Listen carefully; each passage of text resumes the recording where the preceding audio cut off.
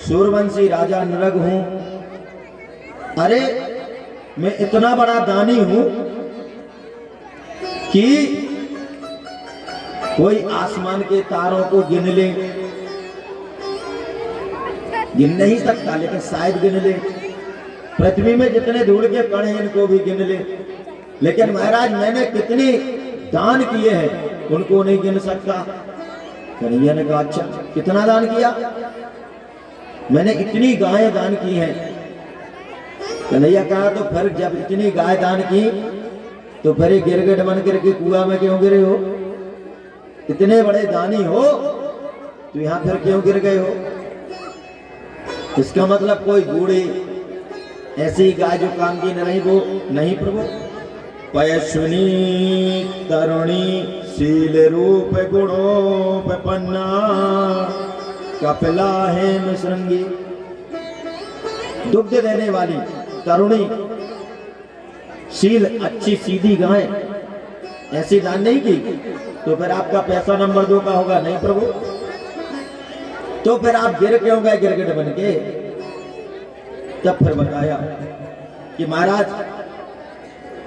मैं सुंदर गायों के सींग मड़के खुर मड़के, सोने से सींग मड़ता था चांदी से खुर, और सुसज्जित करके गायों का दान करता था। एक बार मैंने गाय दान की और एक विप्र को जो गाय दान की वो उस ब्राह्मण देव के यहाँ से छूट करके मेरी गायों में पुनः आ गई और मैंने वही गाय दूसरे ब्राह्मण को दान में दे दी। पहला वाला ब्राह्मण खोई हुई गाय को ढूंढ रहा था, दूसरा लेकर के जा रहा था। दोनों रास्ते में मिले, दोनों झगड़ने लगे। उसने कहा मेरी गाय है, दूसरा वाला बोला हम तो राजा से लेके आए, उसने कहा मुझको तो राजा ने पहले दी थी। दोनों झगड़ते हुए मेरे पास आ गए महाराज। अब तो मुझको कुछ समझ में नहीं आया, मैं उत्तर नहीं दे सका और इस तरीके से दोनों उस गाय को छोड़ करके और महाराज वहां से क्रोधित होकर वापस चले गए और मैं गिरा इधर गिरगिट बन के। और महाराज उसका तो प्रभु ने उद्धार कर दिया नृग का, लेकिन बच्चों को संदेश दिया कि देखो बच्चों इसने इतना दान किया लेकिन एक गाय जो ब्राह्मण को दान दी थी धोखे से आकर के इसकी गाय मिल गई, पुनः दान इसने कर दी। अर्थात जब गाय पास आ गई तो ब्राह्मण का धन इसके पास आ गया,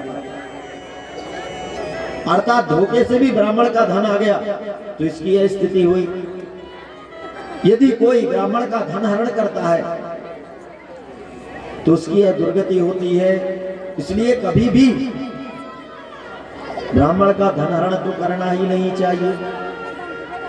क्यों? प्रायः जो भी विप्र है वो भोजन पूजन जप तप इत्यादि के माध्यम से धन अर्जन करते हैं। विप्रों का जो वास्तविक कार्य था वो यही है, जब तक पूजा पाठ करना और उससे जो दक्षिणा में मिला उसको रखना लाना। अब जो धन मिलता है वो कौन सा मिलता है महाराज? जब किसी को संकट आता है तभी तो वो जब तप कराता है।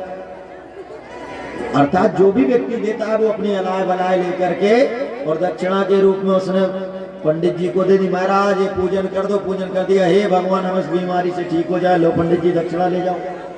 तो साथ में वो अलाय बलाय देता है। इसलिए जो दक्षिणा देते हैं और यदि दक्षिणा लेकर के और उसका भोग करते हैं और स्वयं तप नहीं करते, भले ही ब्राह्मण हैं, भजन नहीं करते, भगवत भक्ति नहीं करते, अग्निहोत्र नहीं करते, तो वो स्वयं भी उस धन को नहीं बचा पाते। इसलिए उस धन को बचाने के लिए उन्हें स्वयं जप तप करना चाहिए। और जो करते हैं तो वह जो भी आपने अलाय बलाय दी हैं तो उनका समन अग्निहोत्र जप तप के माध्यम से करते रहते हैं। तो यहां पर कन्हैया ने